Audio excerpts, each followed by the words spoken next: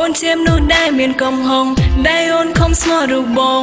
ភៀវក្បនភៀវមកបំភ្លើងចិនអូន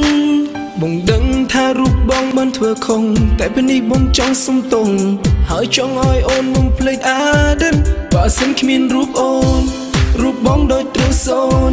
ពេលនេះមកចង់សុំទោសច្មងមិនកើតរឿងកន្លងបងសុំអងវអូនសុំមានស្ងួនកុំចាក់ចេញពីបងហើយសុំតែបងអូនមិនអាចត្រូវលបវិញព្រាននារីដោយបងមិនរៀនបងក៏មិនហ៊ានក្បែរតួសោចឹងស្នេហ៍ក៏មិនអាចក្បែរបងដោយមុនឡើយតែព្រានម្នាក់នេះសុំកែសំចិត្តស្នេហ៍ដើម្បីអូនមិនអាចរស់នៅដោយគ្មានស្ងួនដងទីថ្លៃ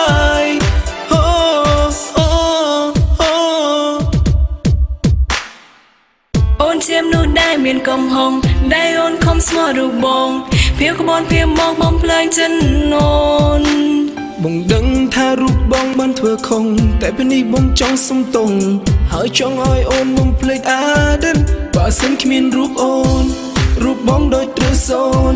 ពេលនេះមកចង់សុំទោសច្មងមិនកើតរឿងកន្លងបងសុំអងវអូនសុំមានស្ងួនកុំចាក់ចេញពីបងហើយសុំតែបងអូនមិនអាចត្រូវលបវិញព្រាននារីដោយបងមិនរៀនបងក៏មិនហ៊ានក្បែរតួសោចឹងស្នេហ៍ក៏មិនអាចក្បែរបងដោយមុនឡើយតែព្រានម្នាក់នេះសុំកែសំចិត្តស្នេហ៍ដើម្បីអូនមិនអាចរស់នៅដោយគ្មានស្ងួនដងទីថ្លៃពេលនេះមកចង់សុំទោសច្មងមិនកើតរឿងកន្លង